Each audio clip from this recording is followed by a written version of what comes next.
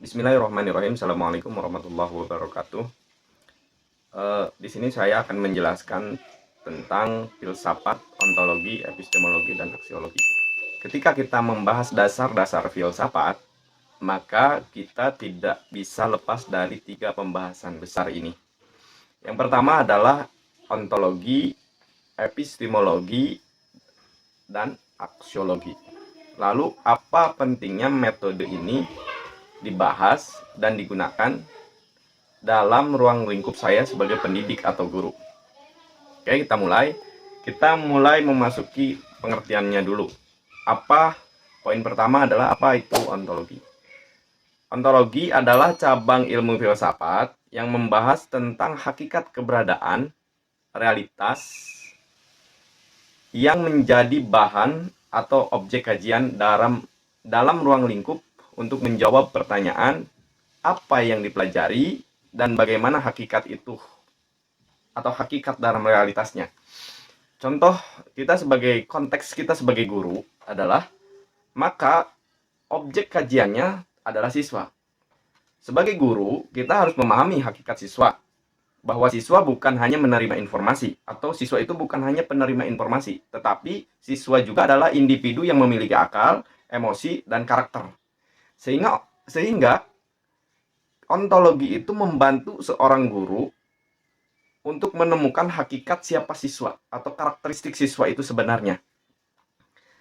Nah, yang kedua adalah epistemologi.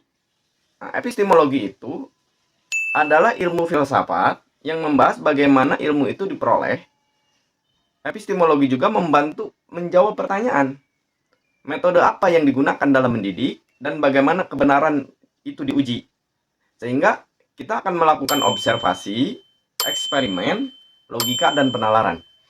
Contoh kita sebagai guru ketika kita meneliti bahwa ternyata hakikat siswa itu tadi, bahwa hakikat siswa itu dalam teori ontologi bukan hanya sebagai individu manusia yang hanya mendengar pendidikan, tapi juga karakter manusia yang mempunyai karakteristik akal, emosi, dan pikiran. Maka epistemologi membahas menggunakan metode apa yang cocok bagi siswa ini untuk mengajar. Sehingga ketika kita mempunyai banyak siswa, kita akan mempunyai beraneka ragam cara, karena setiap siswa itu mempunyai karakteristik, mempunyai keunggulan dan kekurangan masing-masing. Sehingga ada yang menggunakan cara monolog, ada yang efektifnya adalah dengan cara diskusi, ada yang kemudian kita melakukan pertanyaan dan saling tanya jawab, take and give, ada juga yang menggunakan metode praktik. Kita sebagai guru akan berbeda dalam menyampaikan kepada siswa. Nah, itu dengan metode epistemologi. Kemudian, setelah itu guru akan melakukan observasi. Kemudian akan melakukan observasi, evaluasi untuk mengetahui pemahaman dari berbagai macam siswa yang kita didik.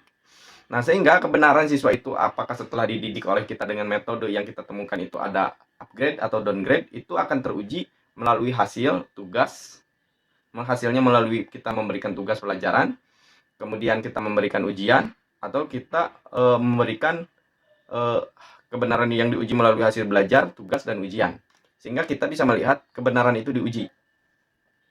Yang ketiga adalah memahami tentang aksiologi. Apa sih aksiologi itu? Adalah pembahasan tentang nilai, tentang etika, tentang tujuan, dan penggunaan ilmu.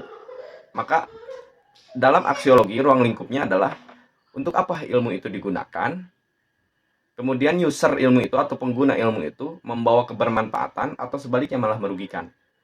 Dalam peran kita sebagai pendidik atau sebagai guru, ilmu itu bukan digunakan hanya untuk menggugurkan kewajiban kita sebagai guru menyampaikan, tapi guru juga punya tuntutan. Ilmu digunakan untuk mendidik, bukan hanya mengajar. Guru juga bertanggung jawab menanamkan nilai, menanamkan moral, menanamkan etika, sehingga siswa diarahkan menjadi manusia yang bermanfaat. Nah, maka kesimpulannya dari ketika kita membahas teori ontologi, epistemologi, dan aksiologi dikorelasikan dengan kita sebagai pendidik, maka kesimpulannya tanpa ontologi, guru tidak memahami siswa. Kemudian tanpa epistemologi, cara mengajar kita tidak tepat. Kemudian tanpa aksiologi, pendidikan kita kehilangan arah. Sehingga ketiganya menjadi dasar penting dalam proses pembelajaran. Mungkin itu yang bisa saya jelaskan dari teori ontologi, epistemologi, dan aksiologi. Mohon maaf kurang lebihnya, saya mohon maaf. Saya akhiri dengan hamdalah. Assalamualaikum warahmatullahi wabarakatuh.